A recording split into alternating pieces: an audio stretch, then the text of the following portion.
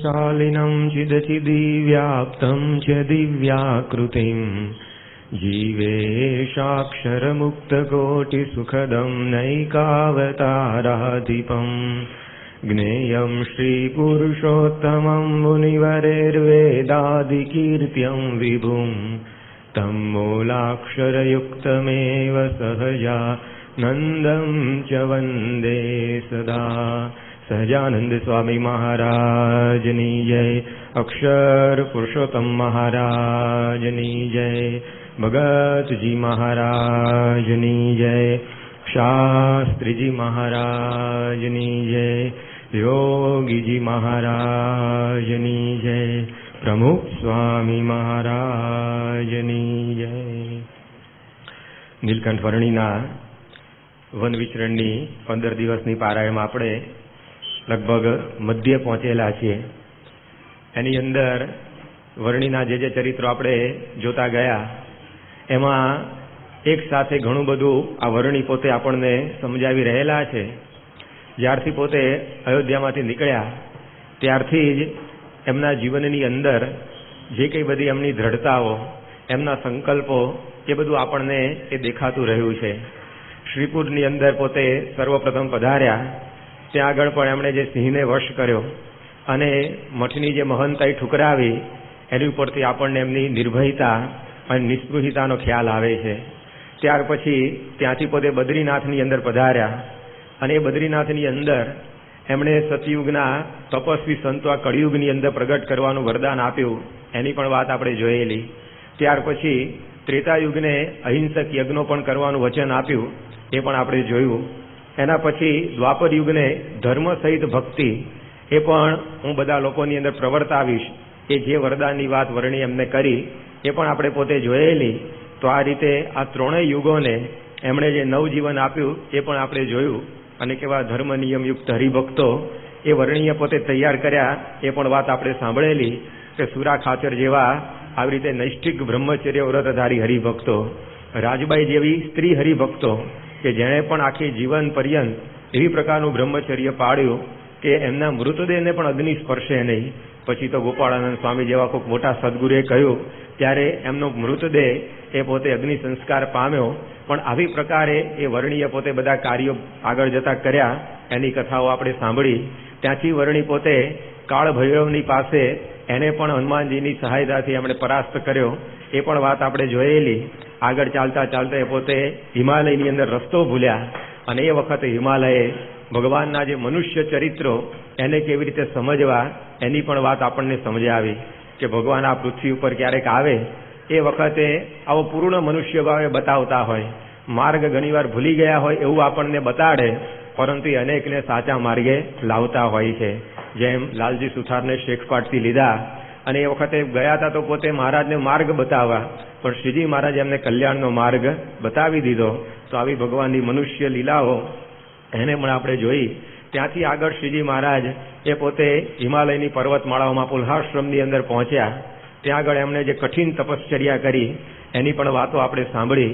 રસ્તે જતા પેલો મોહનદાસ બાવો મળ્યો, એને પણ નીલકંઠ વર્ણીએ કેવી રીતે અનાસક્ત કર્યો એ પણ કથા આપણે જોયેલી.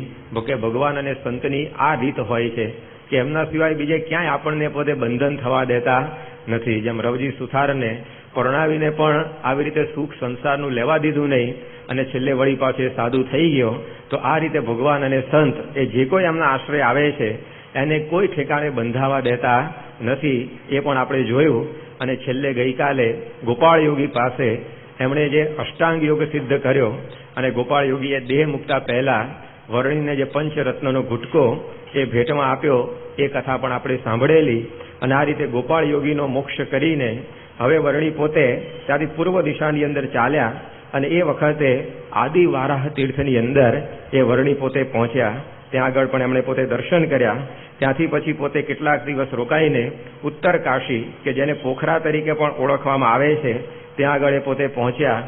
ત્યાં આગળ આ વર્ણીની વિદ્વત્તામાં બધા લોકો મંત્રમુગ્ધ થઈ ગયા, કારણ કે દુનિયાનું ગમે તે શાસ્ત્રમાંથી પ્રશ્ન એમને પૂછાય તો પણ વર્ણી એના સચોટ ઉત્તરો આપતા. ત્યારે બધાના મુખમાંથી શબ્દો નીકળી ગયા કે એની ઉંમર છોટી છે છેક પણ જાણે છે શાસ્ત્રો અનેક. કે આની ઉંમર બહુ નાની દેખાય છે પરંતુ બધા જ શાસ્ત્રો એના જીભના ટેરવે છે. આવી પ્રકારે પોતાની વિદ્વત્તાનો પણ ત્યાં આગળ પરિચય એ નીલકંઠ વર્ણીએ બધો કરાવ્યો. ત્યાંથી પછી પોતે ચાલ્યા અને ત્રિશુલી ગંગા એ પણ ભારતનું એક પ્રસિદ્ધ તીર્થધામ, એની અંદર એ પોતે પધાર્યા. ત્યાં આગળ આવી રીતે થોડાક સમય સુધી એ પોતે રહેલા અને હવે આગળ નેપાળના રાજ્યની અંદર એ પોતે જ્યારે આગળ અને આગળ વધી રહેલા છે ત્યારે નેપાળની રાજધાની કાઠમંડુની અંદર હવે આ વર્ણી પોતે પહોંચેલા છે. અહીંયા પશુપતિનાથનું જે મંદિર એના દર્શન નીલકંઠ વર્ણીને કરવા હતા, એટલે એ પોતે ત્યાં આગળ પશુપતિનાથના મંદિરે દર્શન કરવા માટે એ પોતે પધારેલા. અને ત્યાંથી હવે પછી એ વખતે એક ગામની અંદર એ વર્ણી પોતે આગળ જઈ રહેલા ત્યારે રસ્તાની અંદર ખાખીઓની જમાત, ખાખી બાવાઓની જમાત, એનો ભેટો આ વર્ણીને થઈ ગયો. અને આવી રીતે આ વર્ણી આ ખાખી બાવાની જમાતની સાથે આ કાઠમંડુ શહેર ભણીએ જ્યારે પોતે આવી રહેલા ત્યારે એમને ખબર પડી કે ત્યાંના ભૂપનું પેટ પીડાય તે તો નવ મટે કરતા ઉપાય. આ નેપાળનો જે રાજા હતો એ રાજાના પેટની અંદર અતિશય એ દુઃખ ઉપડેલું, કેમે કરીને એનું આ દુઃખ પેટનું એ મટતું નહોતું. અને એના માટે પોતે શું કરતો તો કોઈ આવી ચડે ભેખ ધારી તેની સેવા સજે ઘણી સારી. પછી કહે છે કરી સન્માન વસે ભેખમાં શ્રી ભગવાન. માટે રોગ મટાડો આ મારો કાં તો બંદી ખાનામાં પધારો. પૂર્યા કેદમાં 500 બાવા નથી દેતો તે તેઓને જાવા. આ રાજા પોતે હતો, એના પેટમાં દર્દ હતું, એટલે જે કોઈ એના રાજ્યમાં બધા સાધુઓ આવે બધાને પોતે બોલાવે મહેલમાં અને પછી એનું સન્માન કરીને વાત કરે કે હવે તમે મારું આ પેટનું દર્દ મટાડો, અને એ જો નહીં મટાડો ને તો હું તમને બધાને કેદની અંદર પૂરી દઈશ. અને જો એનાથી મટે નહીં આ દર્દ તો આવી રીતે બાવાઓને બધાને કેદખાનામાં પૂરતો. અને એમ કરતાં કરતાં 500 બાવાઓ એને પોતાના કેદખાનાની અંદર ભેગા કરેલા. આ માણસની પ્રકૃતિ કેવી હોય છે કે પોતાને જે દુખતું હોય ને એના લીધે બીજાને પોતે દુઃખ પહોંચાડે. દુખતું હતું પોતાના પેટમાં અને વિચારો બધાને આવી રીતે કેદમાં પકડવા માંડ્યો. તો આ માણસની પ્રકૃતિ એ પેલી માખી જેવી હોય છે. માખી પોતે મરે દાળે બગાડે. એવી રીતે ઘણીવાર માણસો પોતાને આવી રીતે જે કષ્ટ આવ્યું હોય એના લીધે બીજા લોકોને પણ એ ઘણી બધી હાનિ એ પહોંચાડતા હોય છે. તો આ રાજા પણ પોતે એવો હતો, એને કોઈ સાજો ન કરી શકે તો તરત એને જેલમાં પૂરી દે. અને એવી પ્રકારે 500 બાવાઓ એની જેલની અંદર એ બધા ભેગા થઈ ગયેલા. અને આ વાત જ્યારે પેલા ખાખી જમાતના સાધુએ સાંભળી ત્યારે બધાને થયું કે આપણે આ રાજ્યમાં જવું નથી, કારણ કે આપણે રખે જઈએ અને પેલો રાજા પડી પાછો બોલાવે મહેલમાં અને એનું જો દર્દ આપણાથી દૂર ન થાય તો પછી આપણે નકામું આખી જિંદગી જેલમાં સબડવાનું થાય. એના કરતાં આપણે એ શહેરની અંદર જવું નથી. એવા શહેરે સીધ જઈએ મોત શા માટે માગીને લઈએ. કે શા માટે આપણે સામેથી મોત માગવું, એના કરતાં આપણે એ શહેરમાં જવું જ નથી. માટે આવી રીતે બધા પાછા જવાનો વિચાર કરતા હતા. એ ખાખીઓનો જે મહંત હતો એને પણ વર્ણીના વિશે ખૂબ પ્રીતિ થઈ ગયેલી, એટલે એને થયું કે અમે તો બધા પાછા જઈએ પણ આ વિચારો વર્ણી એકલો એ રાજ્યમાં જશે તો આ રાજા એને પણ કેદ પકડી લેશે. માટે એ વર્ણીને કહે છે કે તમે પણ અમારી સાથે પાછા આવતા રહો, આપણે આ શહેરની અંદર જવું નથી, કારણ કે ત્યાંનો જે રાજા છે એ તો આવી રીતે બધાને કેદ પકડી અને પછી આખી જિંદગી એ જેલની અંદર જ રાખે છે. અને આવી રીતે જ્યારે નીલકંઠ વર્ણીને આ બધા બાવાઓનો મહંત એ આ શહેરની અંદર જવાની ના પાડે છે ત્યારે વર્ણી એ પોતે બહુ જ સુંદર વાત આ બધા બાવાઓને સમજાવે છે કે આપણે જો ત્યાગી જ થયા છીએ જ્યારે, તો પછી આવો બધો ડર શા માટે રાખો. એમ કરીને પોતે ત્યાગીના ધર્મની બહુ સુંદર વાતો એ પેલા બધા બાવાઓને સમજાવતા કહે છે કે જે મોત જાણી ડરી જાય યોગી, જોગી નહીં ભૂતળ તેહ ભોગી. જે દેહને તો તૃણતુલ્ય જાણે, તે મોતનો ત્રાસ ઉરે ન આણે. દુખે ડરે તો ગરશીદ છાંડે, જોગી મરે તો નહીં સ્ત્રીય રાંડે. જેને મરીને હરિધામ જાવું, તેને નહીં મોત થકી મૂંઝાવું. જ્યાં ખાન ને પાન મળે વિશેષ, જોગી રહે જો જઈતે પ્રદેશ. તો વાસના તેની નથી જવાની, અંતે વળી મુક્તિ નથી થવાની. સંસાર છોડ્યો તપ કાજ જેણે, ન ઈચ્છવું દૈહિક સુખ તેણે. વસ્તુ હરે કે અપમાન થાય, જોગી તણી કિંમત ત્યાં જણાય.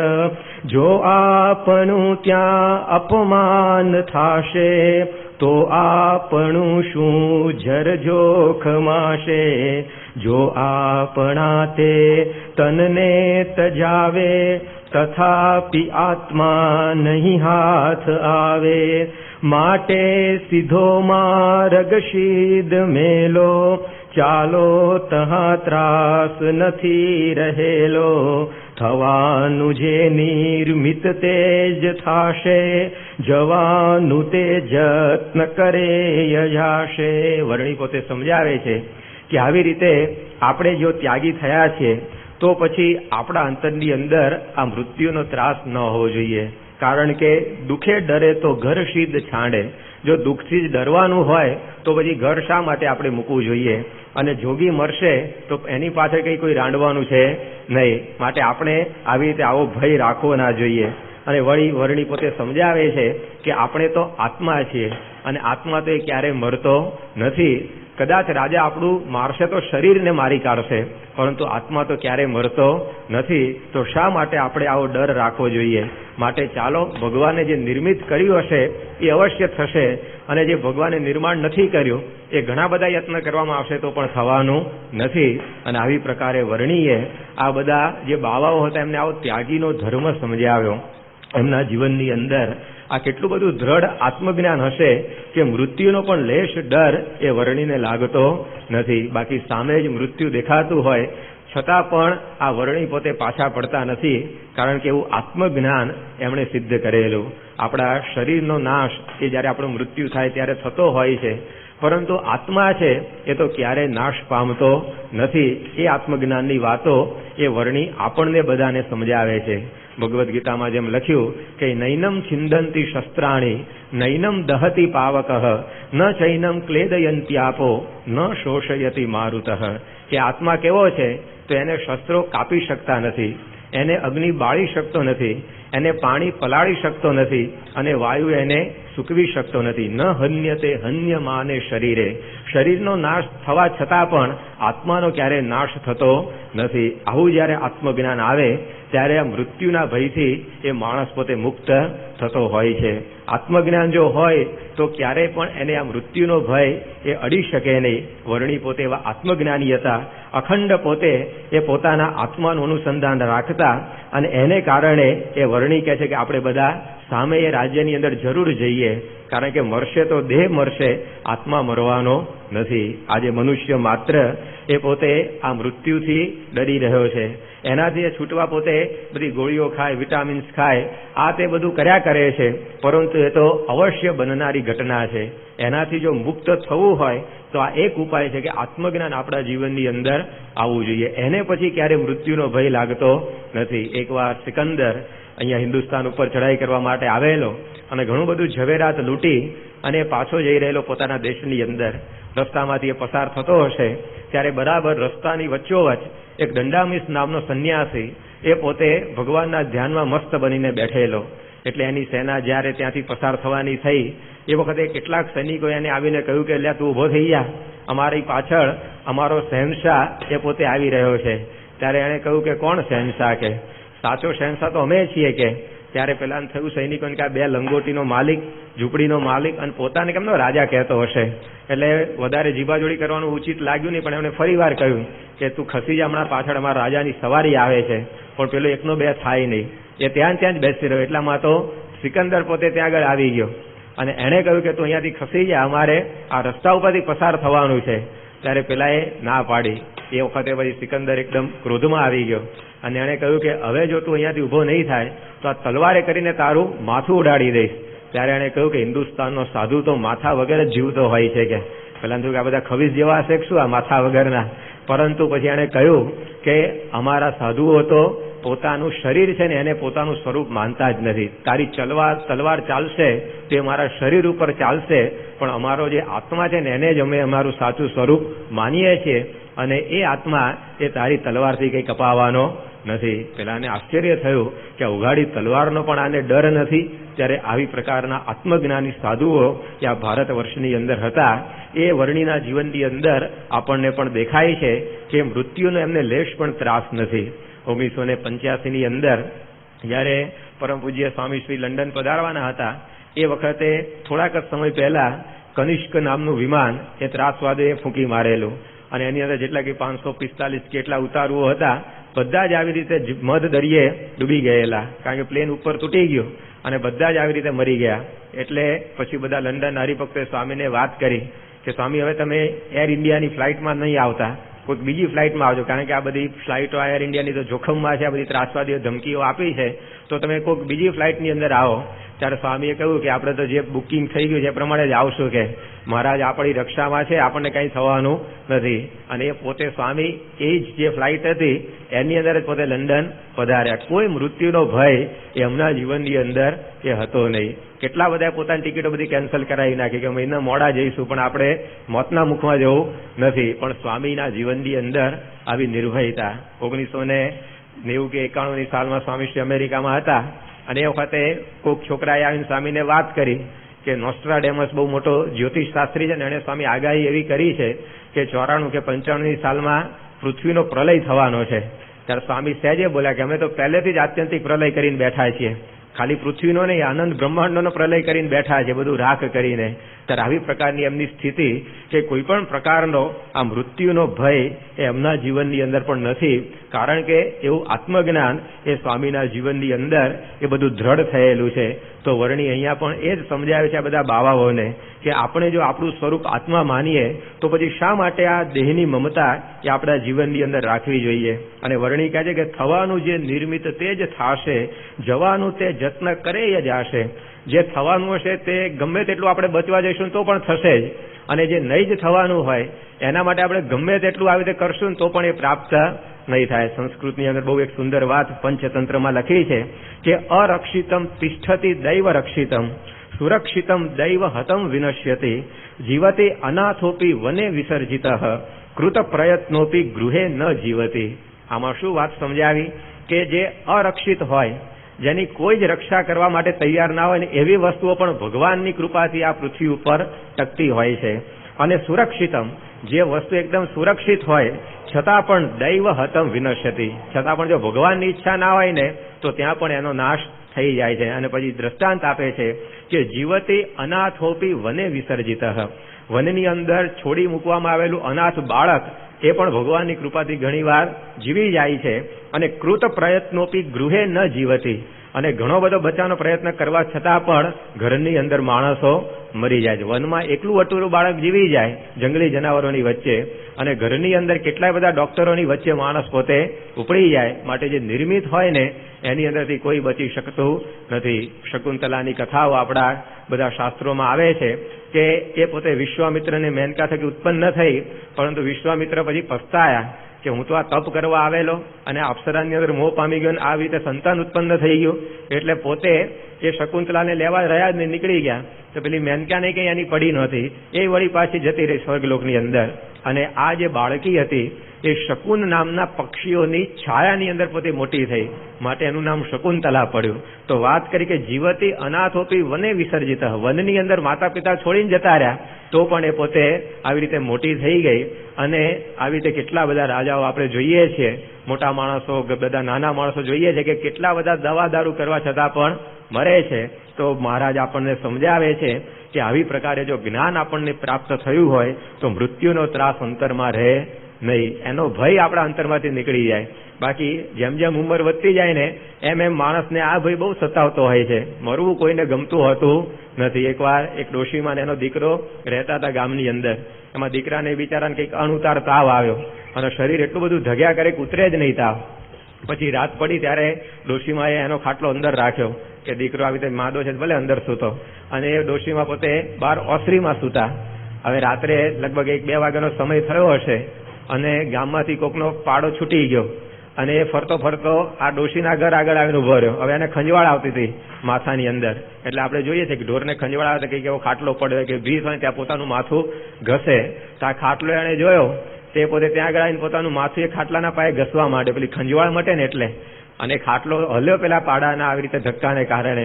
તો ડોશીમાં એકદમ આમ સફાળા જાગી ગયા કે શું થયું, અને જોયું તો આમ કાળો મોટો પાડો એમને દેખાયો. હવે શ્રાવણ મહિનાની કથામાં સાંભળ્યું હશે કે જમરાજા આવે ત્યારે પાડા ઉપર બેસીને આવે છે, એટલે એને એમ કે આ નક્કી મારે 75-80 વર્ષ થયા છે ને જમ લેવા આવ્યા લાગે છે. એટલે પડી શું બોલી કે હું તો સાજી નરવી છું હજી, કે માદાન ખાટલો તો અંદર છે, કે હું તો હજી સાજી છું. 16 વર્ષનો જુવાન જો દીકરો ત્યાં બાજુ આંગળી કરી દીધી કે માદો તો અંદર છે, હું તો હજી સાજી નરવી છું.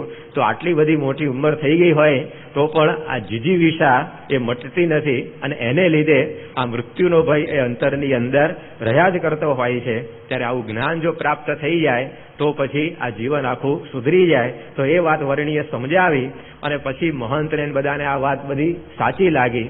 એટલે બધાએ કહ્યું કે ચાલો કે આ વર્ણી પોતે આપણને આ રાજ્યમાં જવાનું કહે છે તો આપણને કંઈ વાંધો આવશે નહીં. અને એ રીતે આ બધા જ જે બાવાઓ હતા એનો જે મહંત હતો અને વર્ણી પોતે એ બધા જ આ શહેરની અંદર એ પ્રવેશ કરે છે. અને ત્યાં આગળ જતા જ આવી રીતે રાજાને ખબર પડી કે આપણા રાજ્યની અંદર આવી પ્રકારે એક સાથે આટલા બધા સાધુઓ બધા આવી રહેલા છે. એ આનંદમાં આવી ગયો કે આમાંથી કોક તો મારું દર્દ મટાડનારો મળી જ રહેવાનો. એટલે પછી એ રાજાએ બધા ખાખી બાવાઓને વર્ણીને બધાને સારામાં સારો ઉતારો આપ્યો. સરસ પ્રકારના બધા ભોજન પકવાન એ બધા બનાવીને જમાડ્યા, અને આવી રીતે આસન પણ સારામાં સારા બધા બેસવા એ બધાને આપ્યા. એ પોતે પણ આવી રીતે ઘણું બધું સન્માન કરી અને ઘણા બધા નમસ્કાર એ આ બધા આવી રીતે સાધુઓને કર્યા. અને પોતે કહે છે કે ભેખની અંદર આ ભગવાન હોય એવું મેં માન્યું છે, માટે દરદ મારું હરો, નહીં હરો તો કેદ કરીશ. પૂર્યા છે બહુ ભેખધારીઓ, અંતે સર્વેના પ્રાણ હરીશ. કે આ ભેખની અંદર ભગવાન એવું હું સમજુ છું, અને એટલે જ તમારું આ બધું સન્માન મેં કર્યું. પણ હવે તમે મારું દર્દ મટાડો, અને એ જો મારું દર્દ નહીં મટે તો તમને બધાને હું કેદ કરી લઈશ, અને અંતે તમારા બધાના પ્રાણ હું લઈ લઈશ. આવી પ્રકારની વાત એ જ્યારે આવી રીતે આ રાજાએ કરી ત્યારે વર્ણી હવે રાજાને બહુ સુંદર વાત એ સમજાવે છે. અને એની અંદર એ આપણને જીવન જીવવાની એ દ્રષ્ટિ બતાવી રહેલા છે. ભગવાન મનુષ્ય માત્રને જીવન તો આપી દે છે, પરંતુ એ જીવન જીવવાની જો દ્રષ્ટિ આપણી પાસે નથી હોતી તો આખું જીવન એ ઘણીવાર દુઃખની અંદર જ પસાર થઈ જતું હોય છે. હતાશા અને નિરાશા એની અંદર જ માણસો પોતાનું મોટાભાગનું જીવન વિતાવતા હોય છે, કારણ કે એ જીવન જીવવાની દ્રષ્ટિ એ પ્રાપ્ત થઈ નથી હોતી. થોડાક વર્ષો પહેલા પશ્ચિમની અંદર પ્રસિદ્ધ ચિત્રકાર વાન ગોગ થઈ ગયો. એનું એક ચિત્ર લગભગ 3 કરોડ રૂપિયાની અંદર વેચાઈ ગયું. 3 કરોડ રૂપિયાની અંદર એનું એક નાનકડું ચિત્ર વેચાયું. હવે આપણે વિચાર કરીએ કે એણે જે ચિત્ર દોર્યું હશે તો એની જ પીછી જેનાથી એને ચિત્ર દોર્યું હોય આપણને આપવામાં આવે, અથવા તો પછી એને જે કેનવાસ ઉપર ચિત્ર દોર્યું હોય એ કેનવાસ પણ આપણને આપવામાં આવે, અને જે કલરથી એને ચિત્ર દોર્યું હોય એ કલર પણ આપણને આપવામાં આવે. પછી આપણને કહે કે હવે તમે પણ આ ચિત્ર દોરો અને આપણે પણ એક ચિત્ર બનાવીએ સરસ મજાનું, અને પછી એને બજારમાં મૂકીએ આપણે વેચવા માટે. તો કેટલી કિંમત એની ઉપજે? 3 કરોડ આવે. કલર એના એ છે, કેનવાસ એના એ છે, પીછી એની એ છે, તો કેમ ના આવે 3 કરોડ? કારણ કે આપણી પાસે ભલે બધું જ છે પણ ચિત્ર દોરવાની કળા આપણી પાસે નથી. સચિન તેંડુલકરનું બેટ હાથમાં આવી જાય એટલે ઓછી કઈ સદીઓ ફટકારી શકીએ આપણે. એ તો ક્રિકેટ રમવાની કળા એ માણસને આવડવી જોઈએ. હાર્મોનિયમ આપણા પાસે આવી જાય એટલે કે સારામાં સારું ગાઈ શકાતું નથી, એને વગાડવાની કળા એ પ્રાપ્ત થવી જોઈએ, નહીતર એનો કોઈ અર્થ ના રહે. એમ જીવન તો ભગવાન બધાને આપે છે, પરંતુ જીવનની જે કિંમત કેટલાકની અંતે કોડીના જેટલી થઈને ઉભી રહે છે, અને કેટલાકનું જીવન એ અમૂલ્ય થઈ જાય છે. અમૂલ્ય એટલે કે એના અંતરમાં એને શાંતિ મળે છે, અને કોડીની કિંમત એટલે બધું જ હોવા છતાં પણ અંતરમાં અશાંતિ રહ્યા કરે. એનું કારણ શું? તો જીવન જીવવાની જે કળા, જીવન જીવવાની દ્રષ્ટિ એ જેની પાસે હોય છે એને અંતરમાં શાંતિ રહે. અને એ જો ન હોય તો બધું જ હોવા છતાં પણ એ અંતરની અંદર આપણને સતત એ બળતરા, અશાંતિ એનો અનુભવ થયા કરે. 1923ની સાલમાં શિકાગોની અંદર આવી રીતે એક એડવોટર બીચ હોટલ આવેલી છે. એની અંદર એક 9 માણસો એ બધા ભેગા થયેલા અને એમની એક મિટિંગ રાખવામાં આવેલી. આ પ્રસંગ આપણને ઘણું બધું સમજાવી જાય એવો છે કે જીવનની અંદર આપણે ખરેખર શું કરવાનું છે. તો આ 9 જે માણસો ત્યાં આગળ મિટિંગમાં ભેગા થયેલા આ શિકાગોની એડવોટર બીચ હોટલમાં, એ માણસો કેવા હતા? તો આ દુનિયાના મોટામાં મોટા ફાઇનાન્શિયલ જાયન્ટ્સ જેને કહી શકાય કે સૌથી વધારે માલમત્તા ધરાવનારા એ બધા માણસો. એના માટે એવું લખ્યું છે પુસ્તકની અંદર કે in terms of money this financial Giants can literally rule the world. કે પૈસાની દ્રષ્ટિએ આ 9 જણા એ જાણે આ વિશ્વ ઉપર એ શાસન કરતા હોય ને એવી પ્રકારના હતા. એમાં એક હતો ચાર્લ્સ શ્વેબ. આ માણસ શું હતો? તો president of largest steel company of USA. અમેરિકાની મોટામાં મોટી સ્ટીલ કંપનીનો પ્રમુખ એ આ ચાર્લ્સ શ્વેબ એ 9માંનો એક હતો. બીજો માણસ હતો સેમ્યુઅલ ઇન્સ્યુઅલ. આ પોતે president of largest utility company of America. ત્રીજી વ્યક્તિ હતી હોવાર્ડ હોબ્સન.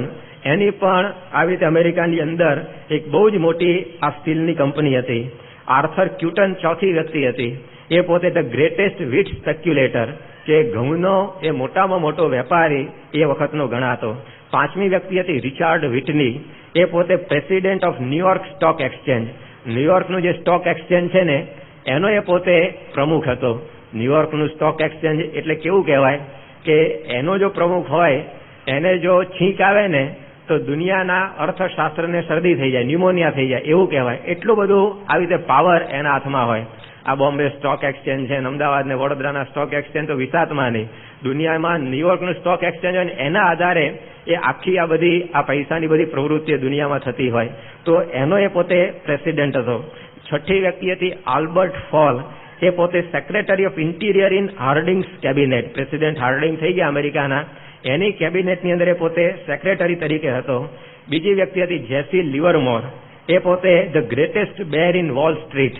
વોલ સ્ટ્રીટની અંદર એ મોટામાં મોટો આવી રીતે એ ગણાતો. અને આઠમી વ્યક્તિ હતી આઈવર ક્રેન્જર. એ પોતે કહેવા માટે એના માટે એવું કે લખ્યું છે કે head of world's greatest monopoly. દુનિયાની આ ગ્રેટેસ્ટ મોનોપોલી એનો એ પોતે આ મુખ્ય હતો. અને નવમી વ્યક્તિ હતી લિયોન ફ્રેઝર. એ president of bank of international settlement. જે આંતરરાષ્ટ્રીય બધું ધારાધોરણ હોય એને વ્યવસ્થિત કરે અને એ જે પૈસાની બધી હેરફેરો થતી હોય એને વ્યવસ્થિત કરવાની જે બેંક એક છે એને પોતે પ્રમુખ હતો. આવા 9 માણસો કે જે પોતે પૈસાની દ્રષ્ટિએ આખા વિશ્વ ઉપર આધિપત્ય ભોગવતા હતા. એ બધા માણસોની એક મિટિંગ થયેલી અને પછી સક્સેસ નામના પુસ્તકની અંદર આ લેખકે પોતે પ્રસંગ ટાંક્યો છે કે આ બધા જે 9 માણસો 25 વર્ષ પછી એમના જીવનનો જયારે તપાસ કરવામાં આવ્યો ત્યારે આ 9માંથી 3 જણા એ આપઘાત કરીને મરી ગયેલા. એમાંથી 2 જણા એ પોતે જેલની અંદર જિંદગી ગાળતા હતા. એની અંદરથી જે 2 જણા હતા બીજા એ લોકો બેંકરપ્ટ એટલે કે નાદાર થઈ ગયેલા. અને આવી પ્રકારે 25 વર્ષ પછી એમની જિંદગી જે હતી નહોતી થઈ ગયેલી. ત્યારે આપણને પ્રશ્ન થાય કે જીવનની અંદર એવું શું ખૂટ્યું હશે કે આટલું બધું હોવા છતાં પણ 3 જણાને આપઘાત કરવો પડ્યો. જીવનની અંદર એવી કઈ પ્રકારના પ્રસંગો આવી ગયા હશે કે આટલું બધું હોવા છતાં પણ આવા બધા આ પૈસાવાળા માણસોને આ જેલની અંદર જવાનો વખત આવી ગયો. ત્યારે આ પ્રશ્ન આપણને ઘણી વાર થાય ત્યારે આપણને સમજાય કે જીવન તો ભગવાન આપી દે, સંપત્તિઓ પણ આપણે પ્રાપ્ત કરીએ, સત્તાઓ પણ મેળવી લઈએ, પણ જો આ જીવન જીવતા ના આવડે ને તો અંતે આ બધી દશા આવીને ઊભી રહેતી હોય છે. એટલે લખ્યું છે કે નથી મેળવાતી ખુશી સંપત્તિથી, આ મોજાઓ રડીને કહે છે જગતને, ભીતરમાં જ મોતી ભર્યા છે છતાંય સમુદ્રોના ખારા જીવન થઈ ગયા છે. કવિ આપણને સમજાય છે કે સંપત્તિ એ આપણને મળી જાય એનાથી કઈ આપણા જીવનની અંદર કૃતાર્થતા આવી જશે એવું નથી. સમુદ્રના પેટની અંદર જ મોતીઓનો ભંડાર છે છતાં પણ એનું જીવન કેવું થઈ ગયું છે? ખારું ઝેર જીવન, ખારું જીવન એનું બની ગયું છે. એ માણસના જીવનની અંદર પણ આવું બધું જ એને આ લોકનું પ્રાપ્ત થાય પણ આવી જો દ્રષ્ટિ એક જીવન જીવવાની જો ન આવડે ને તો ઘણી બધી હાનિ એના અંતરની અંદર આવી રીતે પહોંચતી હોય છે. આજે દુનિયાની અંદર આપણે જોઈએ છીએ કે કેટલી બધી અશાંતિ એ લોકોના અંતરની અંદર એ ભરેલી છે. એનું કારણ શું કે આ જીવન જીવતા એ માણસને આવડતું નથી. અમેરિકાની અંદર 1950 થી 60ના દાયકામાં એક પુસ્તક થોમસ હેરિસ નામના લેખકે લખેલું એ બહાર પડેલું. એનું નામ હતું આઈ એમ ઓકે યુ આર ઓકે, કે હું બરાબર છું અને તમે પણ બરાબર છો. અને આ પુસ્તકની અંદર એ લેખકે પોતાના જીવનની અંદર માણસ કૃતાર્થતાનો અનુભવ કેવી રીતે કરી શકે, આપણું જીવન હવે સાર્થક થયું છે એવો અનુભવ એને કેવી રીતે થાય એનું થોડુંક પોતાની બુદ્ધિના અનુસારે માર્ગદર્શન આપેલું. પણ આ પુસ્તક જેવું બહાર પડ્યું અમેરિકા અને ઇંગ્લેન્ડની અંદર અને થોડાક જ સમયની અંદર એની 50 લાખ કરતાં પણ વધારે કોપીઓ વેચાઈ ગઈ અને વર્ષો સુધી એ ન્યુયોર્કની અંદર બેસ્ટ સેલર બુકની યાદીમાં એ મોખરાના સ્થાન ઉપર રહેલું કે સૌથી વધારે વેચાતું પુસ્તક કોઈ હોય તો આઈ એમ ઓકે, યુ આર ઓકે. હવે આ પુસ્તક વાંચવા માટે, એમાંથી આવી રીતે કંઈક શીખવા માટે ત્યાંના બધા ધનાઢ્ય માણસોએ પડાપડી કરી મૂકી. એ આપણને શું સમજાવે છે કે આટલું બધું મેળવ્યા પછી હજી જીવનમાં કૃતાર્થતા નહીં અનુભવાતી હોય ત્યારે જ આ પુસ્તક વાંચવા મંડી પડ્યા હશે ને બધા. બાકી જો એ લોકોને સંપત્તિ, સત્તા, વૈભવ, ગાડીઓ, બંગલા, મોટર, આ તે બધાથી જો કૃતાર્થતા મનાઈ ગઈ હોત તો આ પુસ્તક વાંચવા કોઈ નવરો થાત? તમારે જે વસ્તુની જરૂર ના એને તમે કોઈ દિવસ લેતા નથી. શાકભાજી ખરીદવા નીકળ્યા હોઈએ તો કોઈ કે આપણે છત્રી ખરીદીને નથી આવતા, કારણ કે છત્રીની જરૂર જ નથી આપણને. તો જે વસ્તુની આપણને જરૂર નથી આપણે લેતા જ નથી. તો આટલું બધું હોવા છતાં પણ અંતર કેટલું બધું ખાલી હશે કે આ પુસ્તકમાંથી કંઈક માર્ગદર્શન મેળવી અને જીવન સાર્થક કરી નાખીએ એ હિસાબે આ બધા પડાપડી કરી મૂકી. ત્યારે આપણને ખ્યાલ આવે કે આવું બધું મેળવ્યા પછી પણ, આટલી બધી ઊંચાઈએ પહોંચ્યા પછી પણ અંતરની અંદર એ અધૂરપનો અહેસાસ એ સતત આપણને રહ્યા જ કરે. ઉન્નતિ મળવાથી કઈ મંજિલ નથી મળી જતી. હું કઈક વ્યક્તિઓને પર્વત પર રખડતી જોઉં છું. એક કવિ લખે છે કે બહુ આમ માણસ ઊંચે પહોંચી ગયો એટલે એને આમ બધું પ્રાપ્ત થઈ ગયું એવું નથી હોતી. પર્વત ઉપર પહોંચીને ઘણા બધા આંટા ફેરા માર્યા જ કરતા હોય છે. એટલે સત્તાના શિખરે આમ પહોંચી ગયા એટલે જીવન સાર્થક થઈ ગયું.